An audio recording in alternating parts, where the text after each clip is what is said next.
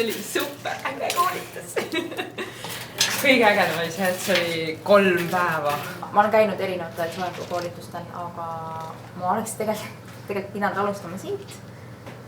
Või võib-olla mitte. Ma käisin erinevad läbi, et saada aru, et see on see koolitus, mis nagu mulle päriselt annab selle vundamendi kätte, et see on nagu hästi tore. Minu jaoks on väga suur kogemus ja uus teada saada, kuidas juukseid õmmelda ja kuidas panna neid patsidesse niimoodi, et ma ei peagi kasutama nõelasid, vaid ainult punugi kummiga. Ägedaid leide oli, väga kihvt leida. Et põhjapatsid, kuidas üles ehitada midagi. Super. Üks lemmikutest oli kindlasti aluspunutis, sellepärast, et alati minu soengud, mis ma olen teinud, mul ei ole vundamenti, aga nüüd mul on kindlasti see vundament olemas. Kuidas lokid peale teha, lained. Et need ei tule iseenesest. Neid sa võid olla juuksur kui palju aastaid, aga neid sa pead kuskilt saama nippe kätte.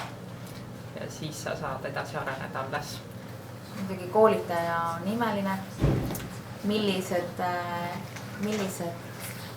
head nipid, nii lihtsalt, kuidas teha lihtsalt, kiirelt. YouTube ei õpeta eriti. YouTube'is õpid ühe asja ära, teed korra läbi, aga glamuur jääb nagu saamata sinna. Ta ei tule siuke, ta tuleb sul ikkagi ise õpitult selle asi.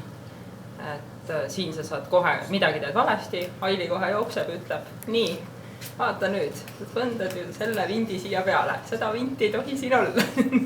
Siis kindlasti ka soenguplaan, mis on kindlasti vaja ette mõelda, et teaksid, kuidas alustada ja kuidas lõpetada soengust. See on nii hea meel on, et ma tulin siia.